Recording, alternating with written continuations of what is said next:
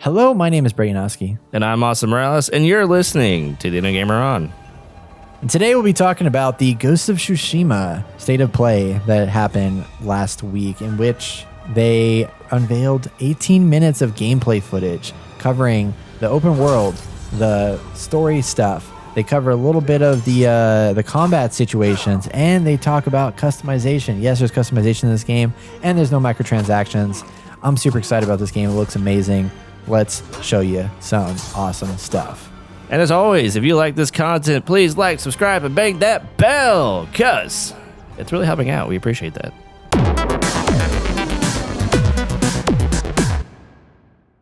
PlayStation also decided to have a state of play just out of the blue last week, and it wasn't about the PlayStation 5.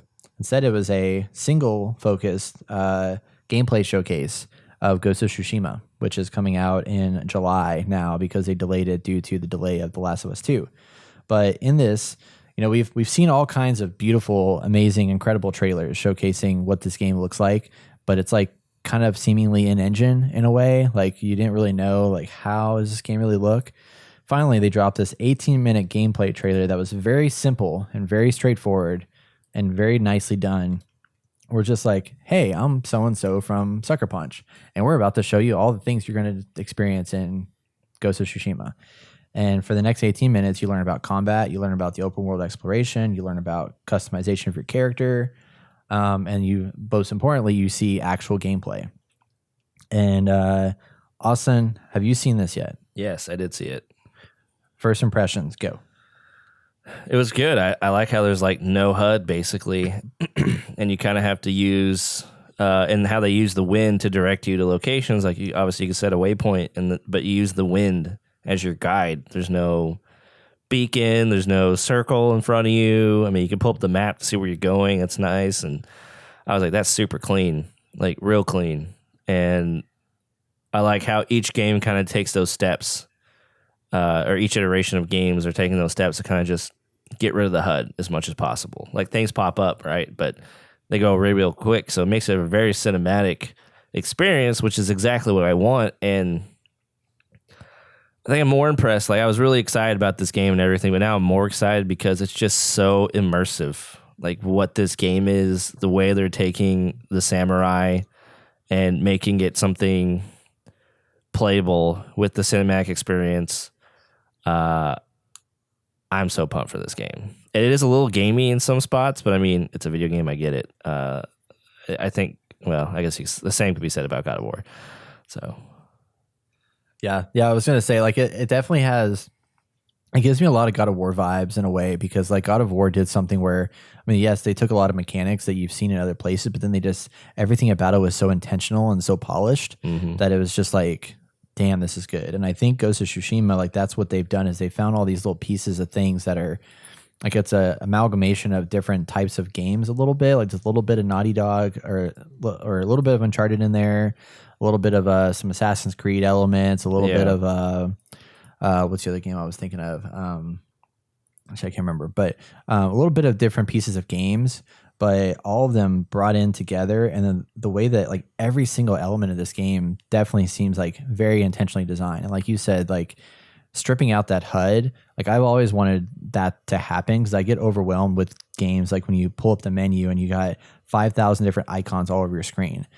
And it's frustrating because it's like it's just information overload. And with them implementing the wind guiding you through the world, seeing like smoke trails off in the distance that could be like people that need help or a point of objective or whatever, or like the birds flying through the air that tell you where a person that needs assistance is, or a fox coming up to you that takes you to a shrine, like in-world elements that basically act as your markers throughout the game space was just incredible. And it's like it seems so simple, but it's one of those things that technology had to advance to this point to allow us to do it, and now we have that ability to, yes, this stuff is capable of being built in the game.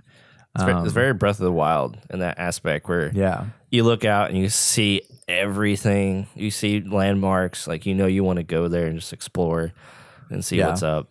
And they go into the whole, you can customize your character to be anything, but later on in the demo, they have this they have a setting where you can make it where you speak or everyone speaks Japanese, and you can do it black and white. And they said they wanted to do that because of the old movies that they got inspiration from. It's very much make that cinematic experience, and having it all that plus the customizing your character the way you want it to look. Like, you can play the way you want to play, and I find that awesome. Like, just the amount of options there are for you to be the samurai you always wanted to be.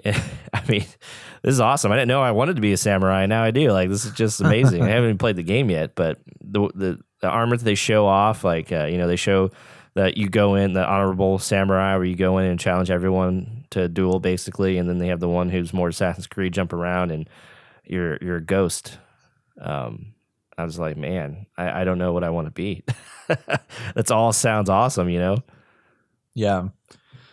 Yeah, it's very, yeah, it looks incredible. And like, just to see this coming from Sucker Punch, who their last game was Infamous, which is like, a crazy, wild, like fast moving open world game where you're like kind of a superhero in a way. Mm-hmm. And the game before that they did was Sly Cooper. Like, it's so crazy to see how much they transition to like this, which is just beautiful to look at. And like going into those, like I didn't know what to expect with the combat, but I was kind of thinking they were either going to go really far into like Batman style, like fast action slashy stuff, or like Assassin's Creed, I guess, or they were going to lean into like Dark Souls, where you're very like slow, methodical parrying and stuff like that. And they kind of found like a weird middle like ground, or kind of like a pivot. Yeah.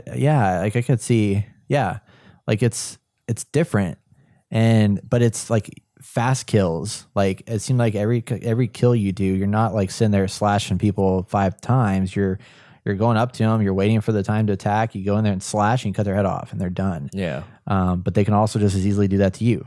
So being prepared for that. But I didn't expect the combat to be the way it was, but I liked the way that they approached it, and how it's kind of more stealthy in a way. And it gets very cinematic when you go in for a kill. Like, every kill they like slow motion a little bit, so you can like see that death, like, and savor that moment of like slicing that guy up, basically. And I haven't quite figured out like the ghost mode. Like, you have the regular samurai, and then you have the ghost mode, where it seemed like it was more like you're darker and you're more evil, and different mechanics that like you're distracting people and then you're going in for the kill. And like, it was just a different gameplay style, but I don't know when or how that comes into play.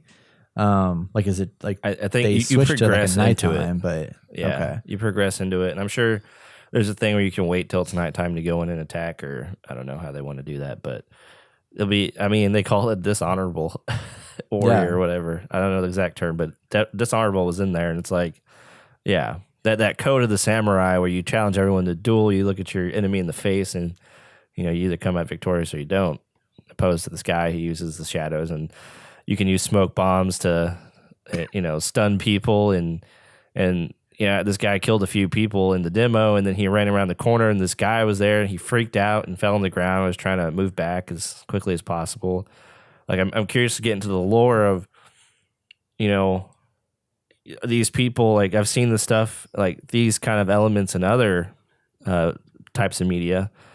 So I'm really curious to dive in and see what that is all about, because there's going to be a lot of lore, a lot of extra stuff to read and find out, and I'm sure there's going to be hidden things to piece puzzles together and stuff like that. Yeah,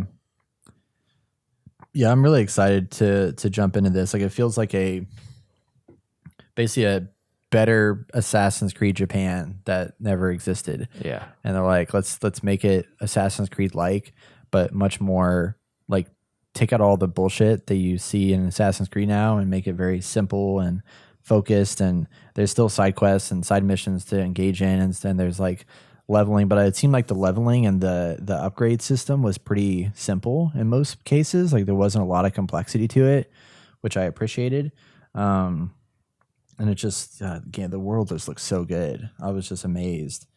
at how good it looked. I can't wait to drop in that world and explore and then use the photo mode where you can like make videos and stuff like that. I was like, oh, it looks so nice. Like I've loved photo mode in the past. I've never really used it or utilized it to the degree that some people have, but for some reason with Fallout 76, it just really got me excited about photo modes. Well, I think the main reason is that when you take pictures in Fallout 76, when you go to load screen, it'll, one of your pictures will pop up. Brings them back. And I'm just like, that's awesome to see. Like, relive memories that you've had in the game, but I don't think this will have it. But at the same time, it's nice that you can upload these and stuff like that and share them. Yeah, and yeah, that cinematic mode that they showed at the end, I was like, that's so random and like doesn't need to be in this game. But the fact that they did it, it's just like, okay, that's pretty badass. Yeah, and I'm sure there'll be some really cool videos of people like making like short films with that. Oh yeah, in some capacity. Easily. I'm excited, man. The amount of detail and thought put into a game like this, it's just, I didn't even realize what they've done. Watching that demo from E3 a few years ago, I was like, yeah, this looks awesome. I can't wait to play this. The story and the cinematics that they just showed, like that had me pumped enough, but man, there's just so much. People are going to lose themselves in this game. And this just goes to show, like, PlayStation is killing it. Yeah. I don't understand. Like, and they haven't even brought out a console yet. And here's two games that are coming out there. Like people are super hyped about on last gen consoles. Yeah, like they've let these companies or these developers put the time and effort and passion into a game that they believe in, and gives them the freedom.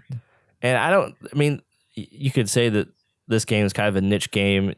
Probably only attracts a certain audience, but I guarantee you, the more people talk about this, the more people want to buy it and try it out and try a new experience. And I feel like Xbox just goes for like the, lack of a better term, bro-do experience that everyone's going to enjoy for half of an attention span or whatever.